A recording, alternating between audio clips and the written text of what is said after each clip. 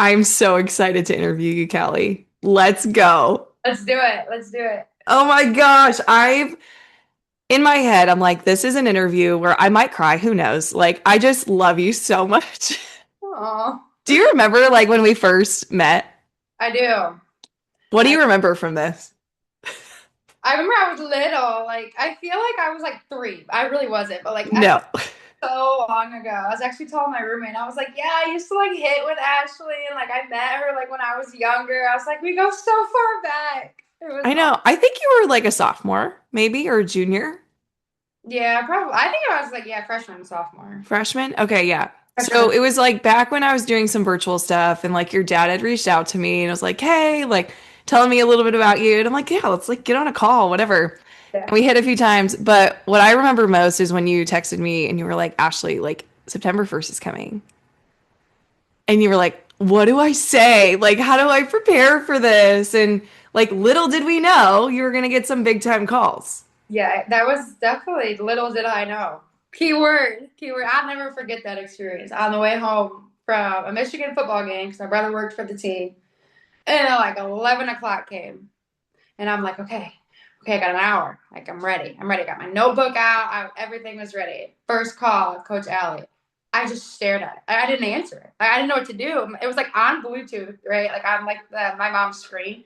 And it said Tuscaloosa, Alabama. My dad's like, are you going to answer it? And I was like, yeah. He's like, well, now, like, what are you doing? Like, I was so beyond myself. I was so nervous because obviously I had no idea Alabama was even looking at me. So then when I saw it, I'm like, what do I do? I just answer it. Then I was so nervous. I'll never forget it. I'll never forget it. Yeah. And like, even though we prepared for like what they could ask you and everything, like, you're still going to be nervous because it's like, I've never walked in these shoes before, you Yeah. know? I was Um, prepared but unprepared. Like I didn't know what to expect, but I was so felt so ready. so I'm actually curious, like, who led most of the conversation? I'm assuming she did. Like, Oh, she was asking you questions. 110%. She's like, what are you doing? Like, she's honestly like the most down to earth person I know. Hmm. And like we talked a little bit about softball, but she obviously knew I would be nervous. So she was just like, "Hi, like, this is Coach Allie with University of Alabama. How are you?" And I'm like, "Good." And she's like, "What are you doing?" And it was more of like a personal call. Like, obviously, we knew why she was calling, but yeah, it was just I said very minimal words because I was so nervous. I didn't know what to do. Yeah. I think that's how my first call went. And we didn't have a September 1st. It was kind of just whenever. Like, Right. some people are committing in like fifth grade in Mhm. my era, which is wild. But yeah, the anticipation and then you get the call. Yeah. Um, Crazy. And how are you supposed to be at your best at midnight at the same time? I was like so wired because I was so ready, and then Hmm. what to do in the day. Yeah, insane. But like after a while, you kind of got used to it. I did. I got there. Yeah, that's good. That's Because good. first called like the next day. So then I had Really? a day to prepare because it's the head coach now. So I was like, okay, I got this. That's so cool though. I mean, I love listening about this because like obviously we prepared like prior to it, but then like I love seeing how coaches go about this because some coaches are like, I'm not gonna even call them at midnight. I'm gonna text them at midnight, say I'm calling you tomorrow. Some of them call at midnight, but I always would think that the coaches are gonna ask you about like your life, your siblings, your family, like because if they want to recruit you, they want to get to know like who you are as a person, Right, not just the player. Because obviously they're calling you because you're good. right. Yeah. You That was probably didn't talk about your game at all on the first call. right. That's how my dad was like. He's like, they know you play softball. Like, they want to know how you are personally. That's the like, even when I was getting recruited, like I'm sending emails and emails and emails. And he's like, they obviously know you're playing softball. Like, let them know about your basketball season and your powerlifting season and your volleyball. Like, let them know about your life. Hmm. That's what I try to preach to my girls. I'm like, obviously, if they're coming to watch you, they know you're good. Like, be who you are. Like, Hmm. that's what's most important is who you are, not as a softball player. I'm glad you mentioned other sports. I actually had a player that she's a freshman in college now, and she was very late to the game getting recruited. But as soon as the place that she's at now saw that she was a wrestler, they were Oh, like, and she's a catcher, they were oh, like, you're on our team. Like, right. we'll find money for you. Like, you're on our team because you're a wrestler. Like, it does matter. Like, I think athletes should totally be talking about what else are they doing, because you never know. Yeah, and I think honestly it develops you more because like I have a couple of girls down here that all they do is softball. And it's like they're like, I'm tired, like I don't want to do softball today. And it's like they kind of like get burnt out a little bit. But if you have that separation, you can enjoy every little aspect. So I think Hmm. the biggest thing too is you don't want to burn out at 12 years old. You want to start going like this at 12 years old. So Yeah. Well, training's starting so much earlier and people are specializing earlier and burnout's bound to happen. I mean, did you play three sports in high school or yes, two? I played volleyball, basketball, and softball, but like in between basketball and softball season, I did powerlifting. So I did a little bit of it all. Oh, and then one time in middle school, I ran track. And when I got to high school, I'm like, I can't run track because track and softball at the same time. So I ran one single track meet in high school. Amazing. But that's cool. It makes you versatile. And I know a lot of girls that when they're not playing softball, like they'll do track to learn how to run. Right. That was a huge part of my game. When I like learned how to use my arms, everything Right. changed. Like it's kind of wild, but it all just relates on just becoming a better holistic athlete. And I think that's what you are, Callie. You could play any position on the field and just figure it out, right? Like that's kind of what you have to do to be a Right. collegiate athlete. You have to be able to jump and like be asked to do things you're not expected to do. 100%. And that's what I had a girl my freshman year. She had killer bat. She was in my class, and we didn't have anywhere for her to infield. She was an infielder, so like you're going to right field. And like she did play great out there, but like she was not an outfielder. But it's Hmm. like talent enough to hey, go out there and go do it. And Yeah. the only thing Go I ahead. can't don't ask. Don't even I mean if you want me to hit people, I'm in. Other than that, you don't want me out there, trust me. I You was gonna say pitching, catching, they're their own little world. Like on the world. you're not gonna be asked to go do that. There are some that get asked to do it and they figure it out, but it takes a lot of work. Can we talk about little Callie? Like the Callie that fell in love with softball. Can we go back to her and tell me about your experience playing softball, especially because you're from the Midwest like me, Right. and you had other seasons where you did other sports. Like, tell me about little Callie. Little Kelly was fun. Like I honestly like my last 2 years of college is when I really started to like go back and embrace little Cali because I think that's one of the biggest parts is when I was little, right? I loved the game more than anything. I loved, when you're 8 years old, you just want to go to practice to see your friends, right? It's like the social aspect, and then you really start to love the game from there. And I think that's the biggest thing, right? We're in the Midwest. If you want to play travel ball, you probably know everybody that's going to be on your team, whether you go to the same school or not. And so it was kind of like little things, and I always wanted to be like my brother. So my brother played baseball while I played softball. My brother played basketball, I played basketball. Like that is just kind of like he helped grow me into the athlete that I am and was. But when I was last year specifically, I was like, this is my last year of softball, right? Because I didn't know I was going to play pro until a couple months ago. But I was like, this is it. Like you have to embrace at memories and memories and memories of little Callie. And I was just like I can't believe that from 8 years old playing with the Hurricanes over in Kalamazoo, Michigan, right, to going to play college softball at Alabama, that like I like sometimes it's still like surreal, like that I actually made it. You know what I mean? And it's just like my mom and dad and brother, I guess, but like mom and dad like poured so much in to help me get my dreams. And there was a lot of times that my dad would tell you we bickered and bickered and bickered to go out when it's 12 feet of snow, it's negative 12 degrees outside, but you got to go hit after basketball practice. Oh, I didn't want to do that. But like in the long run, older Callie is thankful that little Callie did that because it not only grew me to the player I am now, but it helps me understand how to transform the younger generation. Like you don't trust me. Been there, done that. You don't want to go out. I mean, it's not really cold here, but You're in Florida now, yes. I really kind of use a different method, right? But like you don't want to go out there after you just had school and practice. Your friends are going to go to the beach.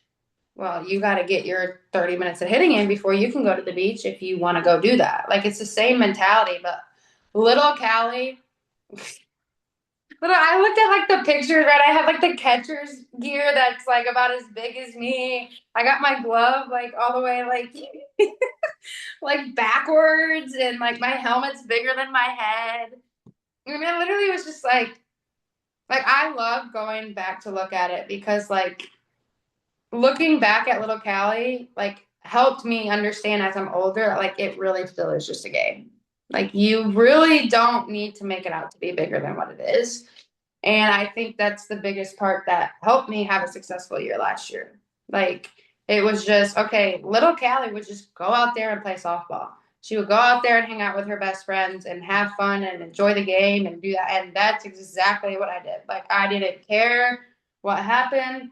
I didn't care if I had the worst season or if I had the best season. Like I was just like go out there and play and finish it all off. And Mm, I think that's kind of what little Callie, when I was going back looking at before I started my senior year, I think that's kind of, what helped shape me to what I am. Even right now, like I'm about to go play pro ball and I can't be like, oh my gosh, it's pro ball. Like just play softball. It's just a different level. hmm I think that like little Callie enjoying I get to go have the concession stand and go get a Snickers bar. Like it's just literally like you play your game, you get to have fun, you gotta enjoy all the little things in between to be able to be successful. If you think too much and do too much, then you're not gonna be able to be that star. So I think that's what little Callie was able to embrace. mm. You know what's funny? I texted Murph before this and I said, Murph, you had a question you wanted to ask Callie. What would it be? And he literally said, what was the difference in your senior year? And I think you just answered that question. I did. You literally reverted back to little Callie. I did, and I don't know if you remember my senior video when it came out 100 years ago, it feels like, but like I wrote my letter to little Callie. Like little Callie was who shaped me into that player. Like it's all about the game. And I think, going in your freshman year to the University of Alabama, coming from, Midwest little town in Michigan, my head got big. Like I was like, I didn't know what to do. Like I had never failed like I had failed before in college. And I kind of like shut down. I was like, I can't do this. Like this is way too hard. I had never been in that position before. And so I plummeted, right? I failed. And then next year I'm like, like you got this. Like new year, I started to slowly figure it out, but still had a roller coaster ride. And then honestly, like my junior year, I started to go up, just, balls didn't fall the way I wanted to. But like I was getting there. And then senior year, I'm like, stop thinking about it. Like just go. Like you're thinking way too much about the game. Like if you're here for a reason. It's not like you're here because you stink. Like you have it, but you have to embrace it and you have to understand that like everybody here is really, really good. It's how competitive can you be? It's Hmm all about the fun. And like that's what a lot of the people ask me, like, their teammates, coaches, other teammates, parents, like, what did you do? Like what in the world did you do different? And I was like, I didn't care about anything. Like not in a bad way, but like I didn't care. Like I had to play. And I couldn't overthink anything or else I was not gonna be able to perform. hmm Which you felt like you were doing prior to your senior season a lot, overthinking. I was thinking like I can't strike out. I can't fail. I have to move this runner. If I don't do this, Merck's gonna be mad. If I get like it's just like all the negatives of like I can't fail.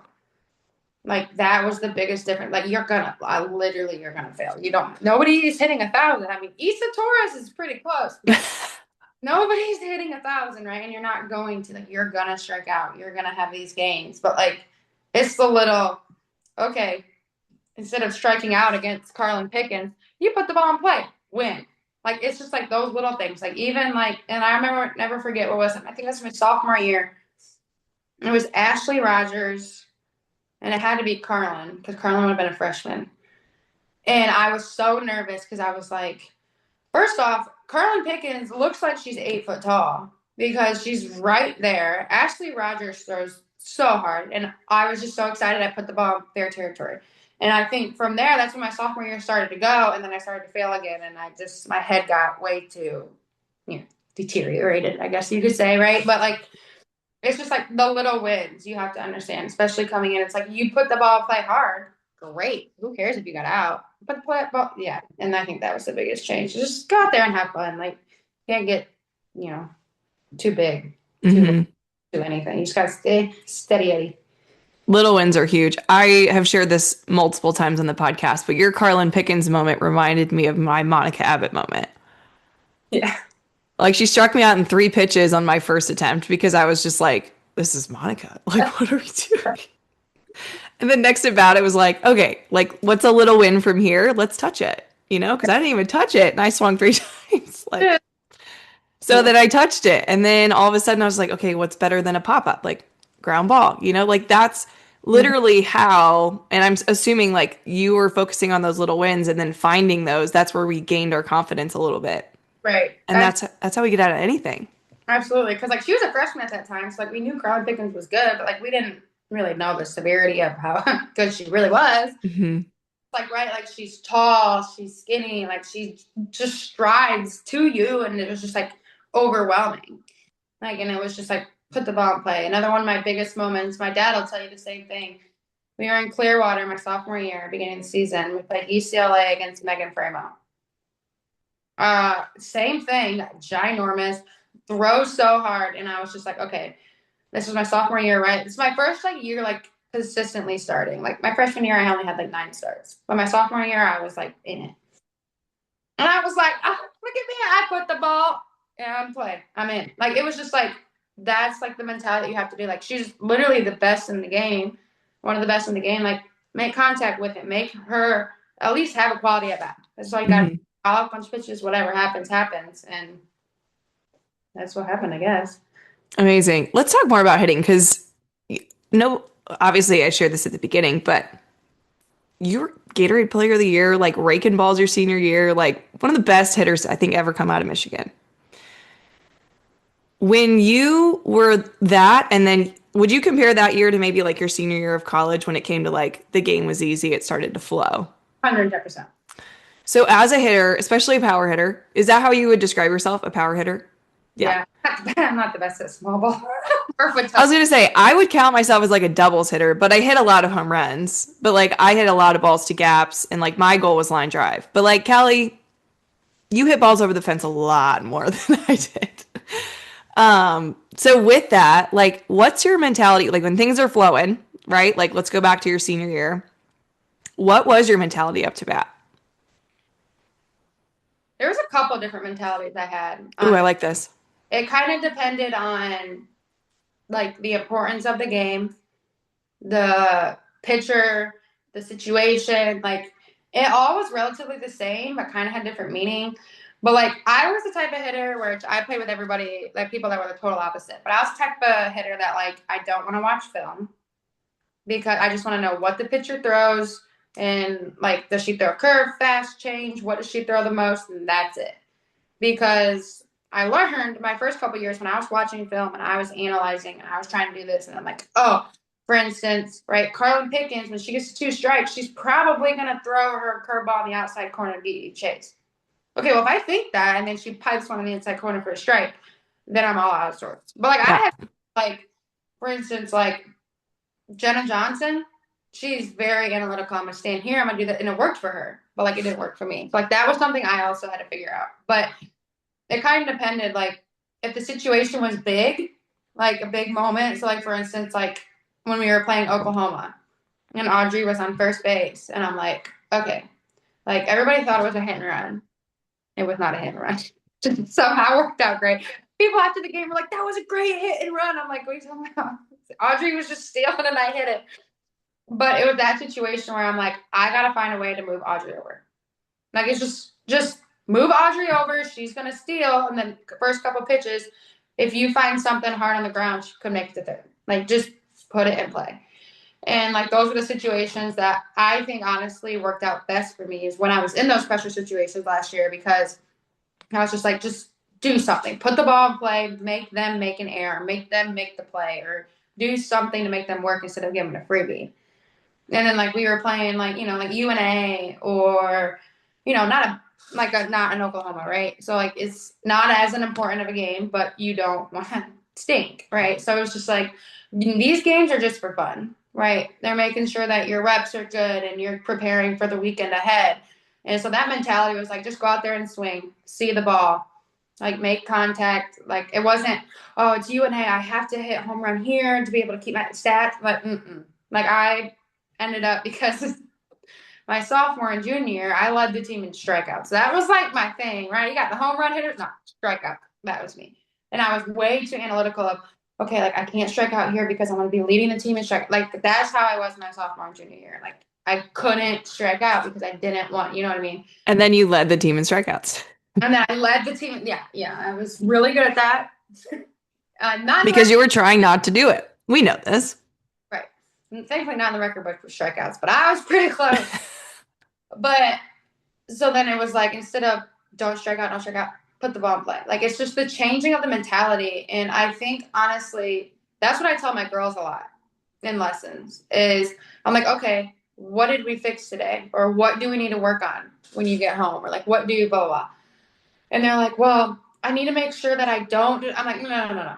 Let's try that again. What do you need to do now? What do you not need to do? And I'm like, okay, I need to keep my hands high. I need to keep my chest over. I'm like, there we go. I'm like, if you put the, I can't do this. I don't need to do that. I'm like, that's the negative reinforcement. We need positive reinforcement. And I tell them that because that's what I learned last year.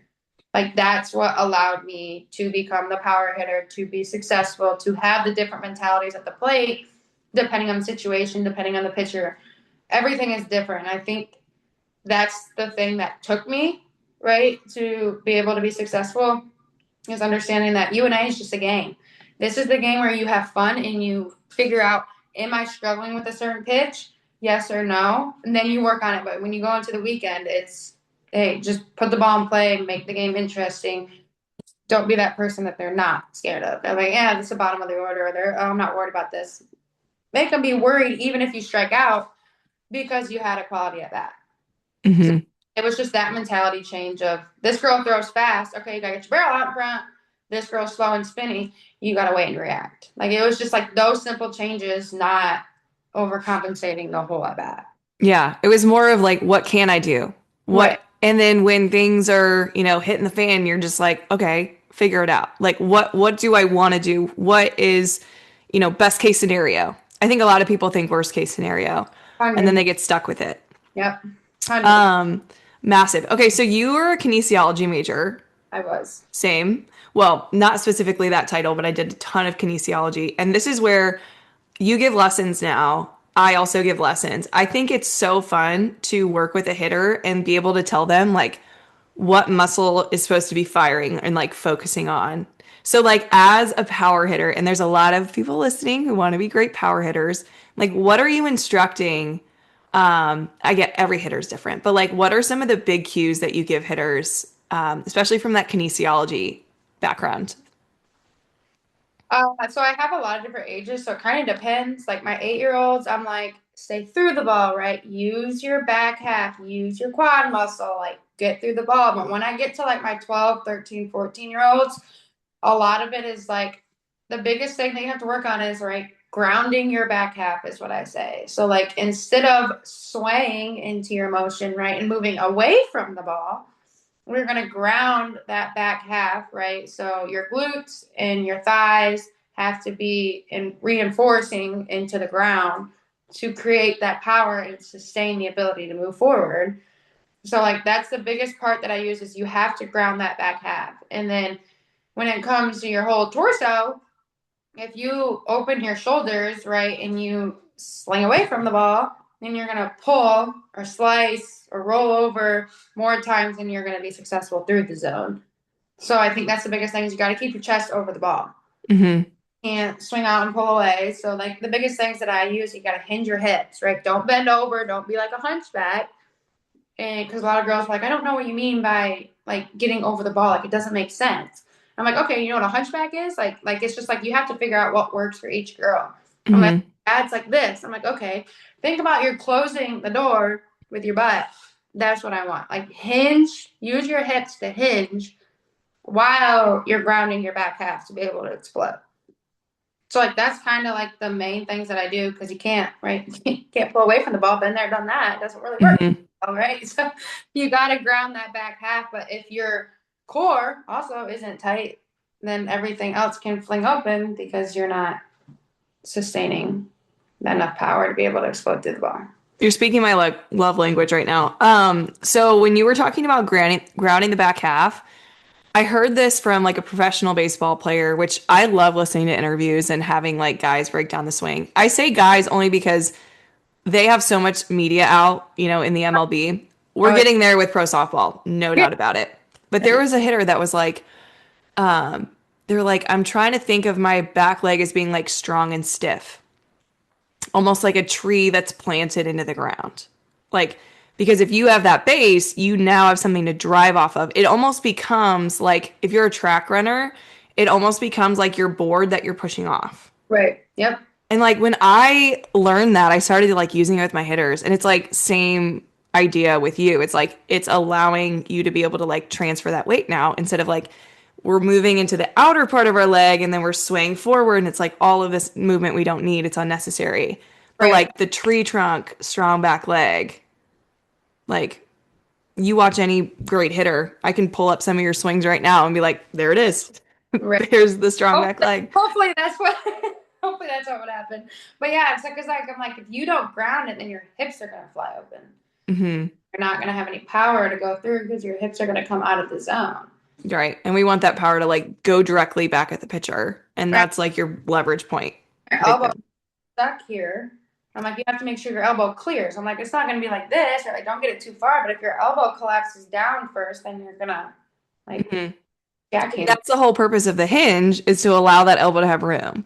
Right. Because if you stand straight up, or if you come out of that back half, your elbow is gonna sway to the ball instead of Hmm. that snap through the zone. If you didn't know this, this is also going up on YouTube. So people that are listening and they want to be able to see Callie do this elbow thing, go on YouTube and watch. Amazing, amazing. I'm totally with you on this, and I like that you brought up your 8-year-olds because like if you get too technical with them, they're Yeah. thinking too much. But Right. like you keep your verbiage pretty simple with them. Very simple. Because a lot of the time, some of them I have for a half hour, but some of them I have for an hour. Some of them, about 45 minutes in, they're getting a little, they're not focusing very much. So I'm like, okay, like, what do we have to do? Stay through the ball. Perfect. And then you use the little, which everybody's heard it, right? You use the little kid analogy of you got to make sure you squish the bug to be able to turn your back half, or else you're not moving anything. And so then I pick out what's the bug you hate the least. All of them usually is cockroach or palmetto bug. I'm like, okay, Because well, it's Florida. you gotta squish it, you gotta kill it. I have this one little girl, she's so cute. She's like, oh, I didn't squish it, it's probably crawling up my leg. I'm like, probably. Yeah, It's crawling up my leg. You gotta know what I've said too recently? Because you know how sometimes you say that and they start leaning into their backside a little too much? right. I have them think like there's a bug under each foot. Oh, there you go. You got to kill both. Like, because then they're like middle, they're more centered. Right. I love how I'm just like giving you tips right now. This is, Hey, hey, I take all of it. I've only been doing this for like, 12, probably like closer to 14 years now. Hey, Um, all the help I can get. yeah, we'll have text threads about this here soon. There we go. You ever have a challenging hitter, I'll be like, I've probably been there. But yeah, like having them do the 2 bugs, it really changes the game. So maybe try that out tonight at lessons. Let me know how that goes. I'll let you know. Um, Perfect. So one thing that I wanted to kind of talk about, kind of going back to Alabama, is like Mudita is like this phrase that Murph, talks about. You see it in almost every clip, um, Yep. of just like obviously it's playing selflessly. It's like doing things, being so more excited for your teammate than you are yourself. And like that is so hard to adopt, especially I think with young players that are like, a lot are being taught like to be a little bit more selfish in a way to where like, yes, in our game we have to get our job done. There is a selfishness of like you're the only one in the box, like you got to figure it out. But at the end of the day, like if we make it about our team, we play better. So like I want to hear from you some scenarios from Alabama softball where you're like Mudita was that moment. Can you think of some? My first, yes. The first one that I can think of, my freshman year. Okay. KJ Haney, which you probably, if you look it up, you can find it. Okay, we're at South Carolina. KJ Haney, down to earth, all about Udita kind of girl. All of it. We're in there, bases loaded. Okay, Murphy's like, KJ, you're up, go. She gets her helmet, she's ready to go. She gets up there, right? She hasn't played, right? Pinch hitter, just cheering for everybody. Gets up there, hits a grand slam. Granny. Like, this thing was so far into the soccer fields at South Carolina. And I'll never forget. There's a video, all of us are running out of the dugout, hands flying up, jumping up and down. And it was just like, it still gives me chills because, like, she poured into everybody. Like, all 3 years I played with her. Like, every single moment, she poured into everybody. And she got that return when she did something successful. I mean, there's 1,000 moments I can describe, but that was always the first one that pops up in my head is the KJ South Carolina Grand Slam. Mm-hmm. And it's just like I don't know, like it just like I said, like it gives me chills because like it is something that's super hard to adapt. Like especially as my freshman year, right? I come in, I'm Gatorade Player of the Year, I'm Miss Softball, I'm all the things, I'm high, I'm like I got this, like I'm ready to go. Oh, I had a girl that beat me out. Oh, I can't play there either. She's the starter. I can't. What do I do? I got to be happy for that, right? So it's like you do have that selfishness in you because you want it so bad, right? Not that you're mad at so and so for starting. You're mad at yourself for not being able to perform, right? And then it's like they're doing good, so it's like, okay, how do I beat her out? What do I got to do? And then that's when everything gets jumbled up in the head. But as soon as it clicked, right, and you figure out she's gonna be just as happy for you as you are for her because you're all going for the same thing. And that's, I think, the biggest thing that people have to learn. And like, I'm trying to reinforce it at a young age, right? So like they have rec ball down here. Didn't even know what rec ball was till I got down here.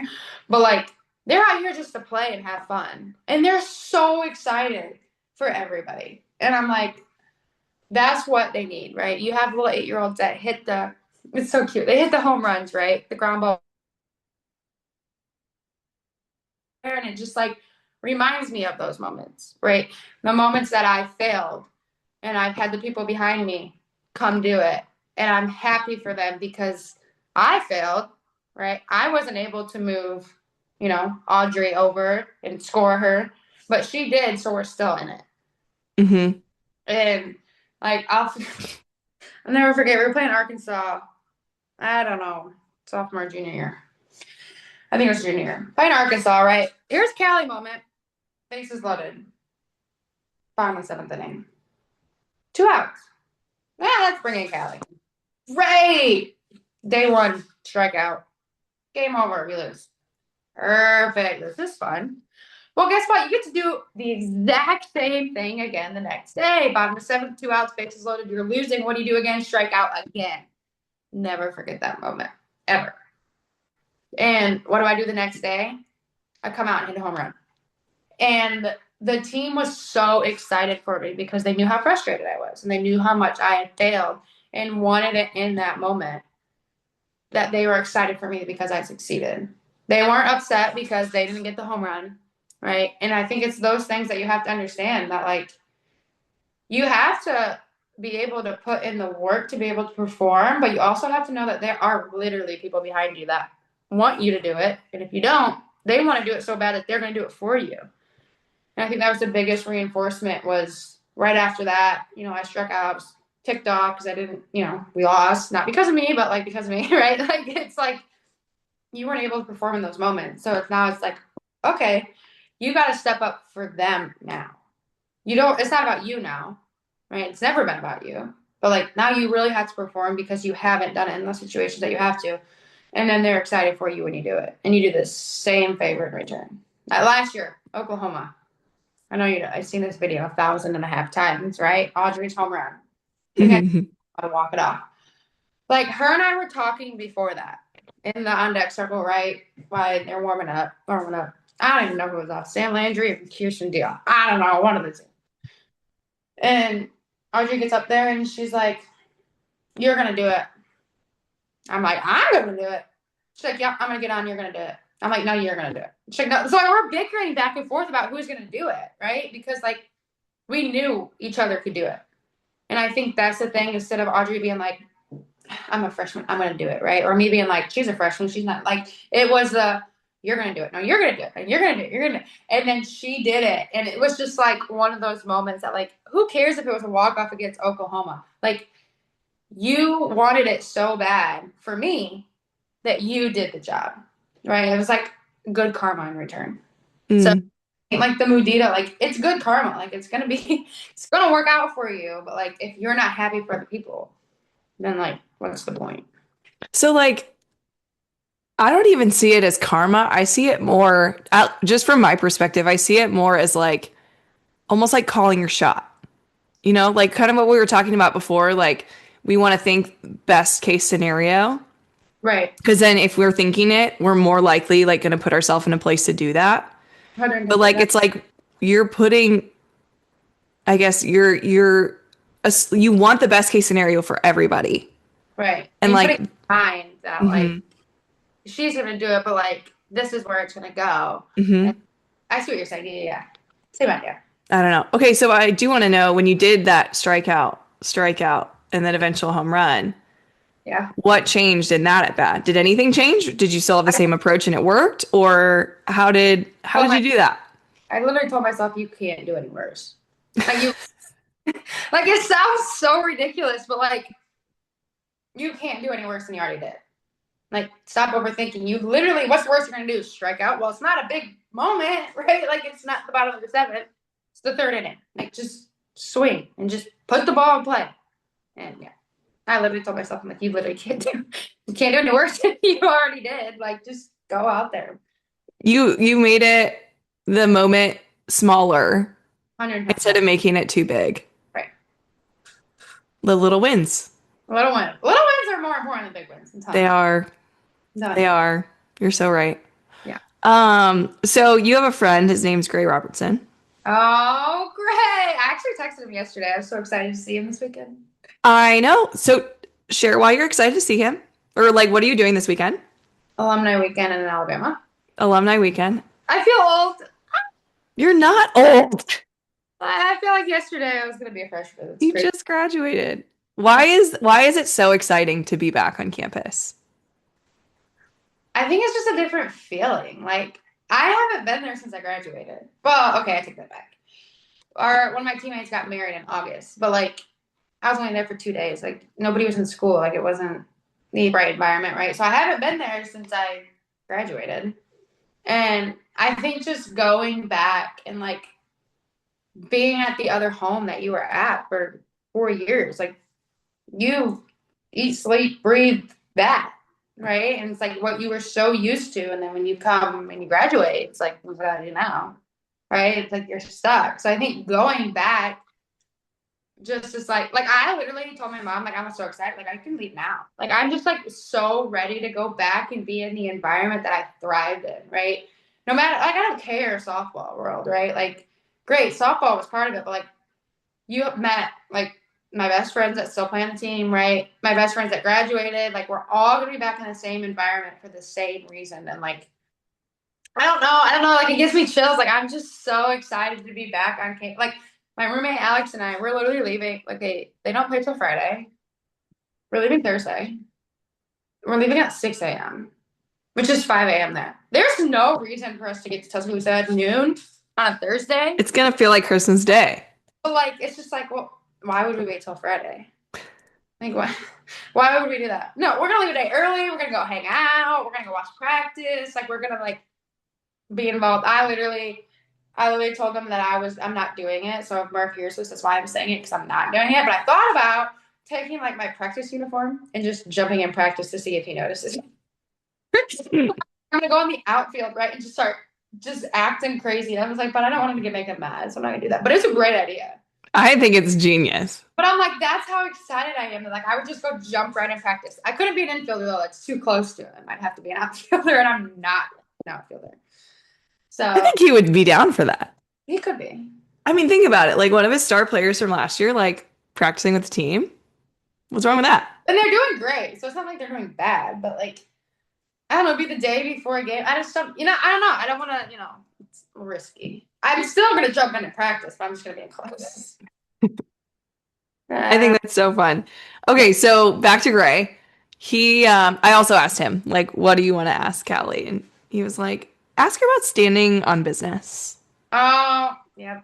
What is that all about? Staying on business. Okay, so before every game, Gray comes over, gives knocks to everybody. But Gray and I would always handshake. He'd come up to me and we'd handshake and we'd stand on business, right? So it's like you're gonna go out there and you're gonna go stand on business and you're gonna go show people who you are. And that was kind of like, I mean, we did a little bit my junior year, I think, but it was like a senior year thing. Like go stand on business, like go show people who you are, go have fun. And I saw Gray, I think it was third weekend. They were at Florida State and drove up to Tallahassee. First thing I did when I saw Gray, stand on business. Like it was just like it's just like our thing, and it's just I don't know. He's such a light. Like he literally, you could not know him, but just like to hear it. Like he has that voice that just like makes you just like in such a good, happy mood. Hmm. He's just, yeah, we stand on business. We stood on business a lot last year. Stood on business. Did you listen to his interview that I had with him? Yeah, I did. Well, He just like embraces Alabama mm-hmm. everything. Like it obviously, but like he is Alabama softball. Obviously Murph is too, but like Well, Murph and Gray, they're totally different, right? they Like, are. yeah, but they are to the core different reasons. Murph kind of has to be, right? He's the coach, he's the star of the program. Gray's just like, just, I don't know. It's like super fan, but like in a way to where you just can't help but fall in love with Alabama softball when you hear him talk about Alabama softball. You know what I mean? Yeah, like super fan, but like not a fan. But you know what I mean? Like, I don't know. It's one of those. I know. It's like not a weird super fan thing. It's just like he loves every single person on this team. And like he has the Mudita in the announcer's like booth. That's the Mudita of all Mudita. Isn't he is a Mudita to the top. Like, Hmm. it's all about it. All about it. Yeah, he's amazing. All right, we are running close on time, but I told you I had some things up my sleeve other than having some questions from some special guests that I was excited to bring up. But I want to do a little, I call it Five to Thrive. It's like my rapid fire to wrap us up. Um, are you nervous about this? You look nervous as I'm Right? looking into you. Focusing. I'm ready. Stand on business, Kelly. Standing up versus. But before I do that, can you share what's Kelly up to now? What can we look forward to seeing from you this summer? Callie is going to go play professional softball for the 4 to 5 in Bradenton this summer from June to August. So fun. Yes, I'm super excited. I'm hoping I know we will stand on business and we will. Postseason it's crazy. It's like 4 days. Like August, I don't know what it is, like first through the fifth or something, but I'm like 4 days. Like I'm so used to being like a month and a half. But yeah, so if we make it, when we make it, it's to the fifth. If we for some reason wouldn't, it'd be the end of July. Hmm. So Yeah.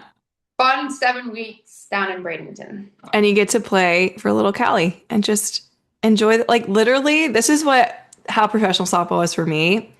It was like, first of all, I didn't get paid a ton back then, and it was like a really fun summer job. You know what I Right. mean? But like because it was a fun summer job, it was like, who cares? You know how like you approached your senior season? It's like, Yeah, who cares? who You're cares? Just play. You know, like just have fun with your friends. yeah, 110%. I'm so excited for you. I I can't know. wait. I'm so excited. Yay. I love this. Okay. Also, where can people follow you? Instagram. I gotta think of my handle. Callie underscore. I'll put it in the show notes too for people to find you. But obviously, you're such a light too, and it was so fun watching you your senior season, all of your seasons. I was watching your at bats even as a freshman, so it was so fun to see your evolution, especially at Alabama, and it was so fun. But I'm not going to sign off yet because we still have some questions to go through. First question that I have, and you'll probably visit this place when you go back this weekend. But what's your favorite spot on campus other than obviously roads? Ooh, that's a good question. That's a tricky question. Honestly, the quad. So the quad is it's just like the green area, like the grass where everybody walks through. And like especially like in the spring, like right now, and maybe Mhm. but like it's just like so peaceful. People are sitting on the ground on blankets, like you're surrounded by all the beautiful brick buildings. And it's just like you just want to sit out there like all day underneath the trees and the wooden Adirondack chairs. Like it's just like that's by far my favorite place. Beautiful. What's your favorite Murphism? Favorite Murphism. Ooh. Hmm. That's a tough one. He has a lot. He has a lot. He has a lot. Probably, I don't know if he still does it, but I'm sure he does. But he used to ask when the outfielder didn't dive if that was your favorite shirt. He would say, "Is that your favorite shirt?"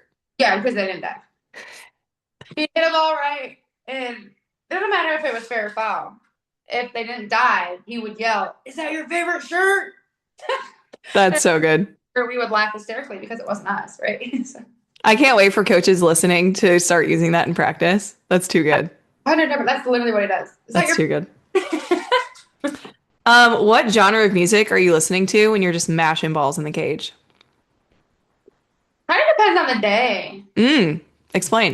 It kind of depends on the day. If it's kind of depends on the weather, honestly. Depends on the day and the weather. If it's raining, it's like country, like smooth, but usually it's like I don't know, like Pitbull, like upbeat, like Latino, kind of a little bit of that, like upbeat mix. Like go out there and crush some balls.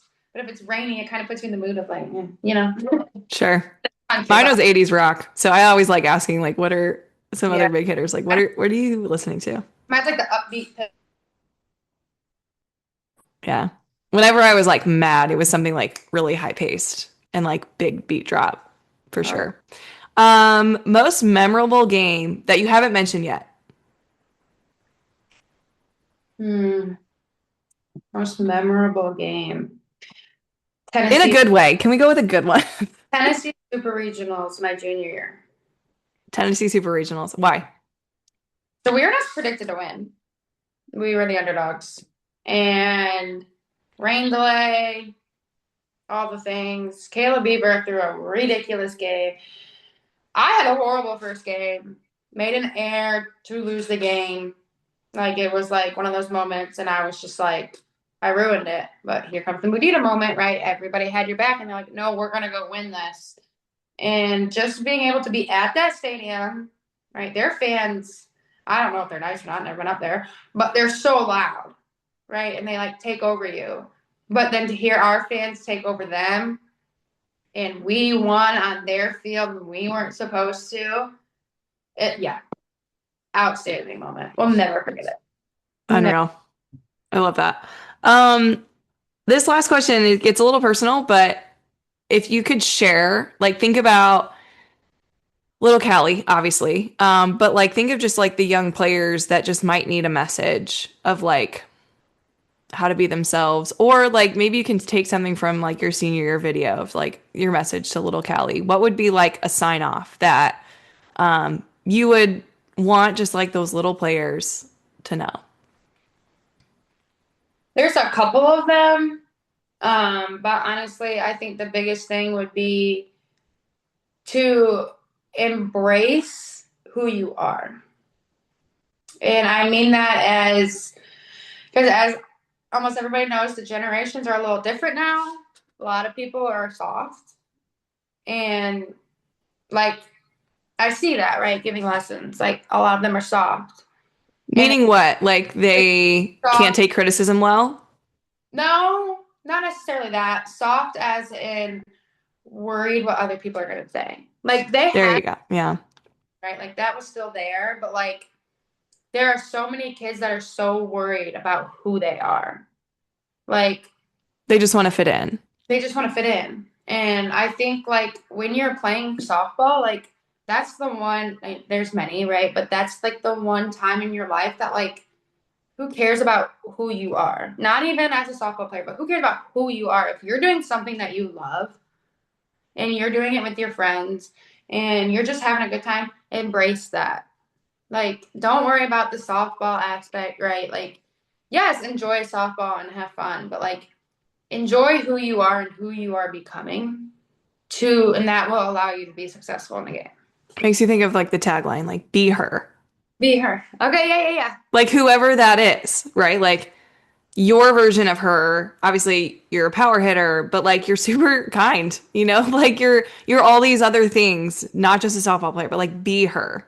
And 110%. when you embrace that, I believe that's like when you went off and how 100. you're going to go off this summer. That's the goal. Let's go. I'm so excited. Callie, this was everything and more.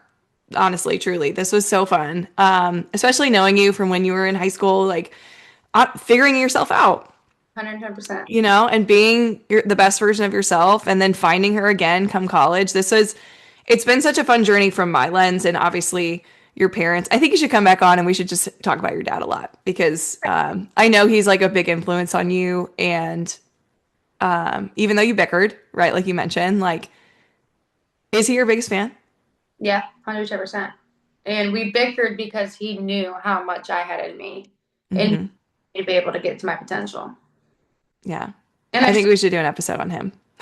there Or you if we go. just bring him in. Oh, there we go. I bring him in. Yeah, bring him in. That would be even better. That would I be think so. He's obviously listening to this. So what would you say to your dad actually? This is a impromptu question, but what would you say to your dad, especially in your process and in your journey of like, what does he need to hear right now from you? just thank you. And I mean those words from like not just like thanks, Dad, but like the bickering, the taking off work, which I'm out of the same thing, but taking off work, going on long drives, taking me to practice in Indy when it's snowing, and we had to leave at 6 a.m. for a 2 p.m. practice. And it's just like him working and showing me how to work hard and how to be able to fight for what you want and that it will lead to success. 110% more than like thank you could go on for 100 years because like I wouldn't be where I am without him. I wouldn't be. Zero shot. No matter how much we bickered, no matter how much I didn't want to do things, he made me do it because he knew where I could be. Amazing. That's what the best dads do. 110%. Callie, thank you so much for coming on. This was a blast. Thanks, Ashley. I appreciate it. I'm glad we were able to do it. Me too.